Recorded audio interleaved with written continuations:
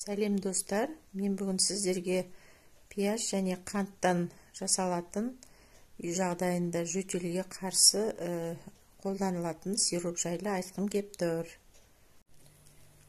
Ол үшін пиязымызды үстіп майдалап тураймыз.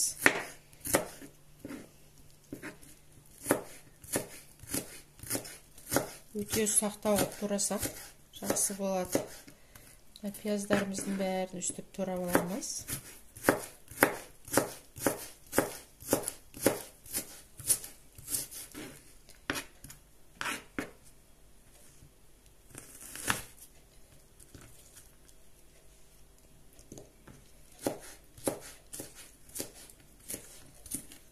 Ал енді осындай банкамызға крышкасы бар тураған пияздарды саламыз.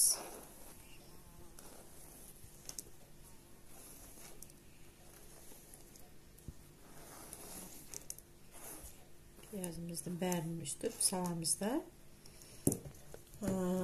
Бұған 2 қасықтай қант саламыз.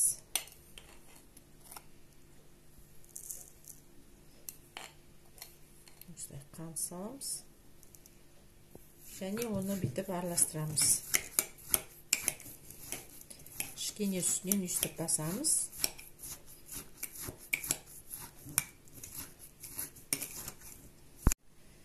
Ал енді мына пиязымызды араластырдық қантпен. Енді үстіп жауып 1 сағатқа қойып қоямыз. Ал енді 1 сағат өтті. Бізде мынандай сироп дайын болды. Бұны балаларыңызға жөтелгенде аллергический кашель емес, кәдімгі суық тиіп жөтелген кезде берсеңіздер болады. Мынандай сироп, осындай сироп болады. Бұны кішкентай балаларда жақсы ішеді, өйткені бұл тәтті сироп, өте пайдалы. Осыны үйлеріңізде жасап көріңіздер.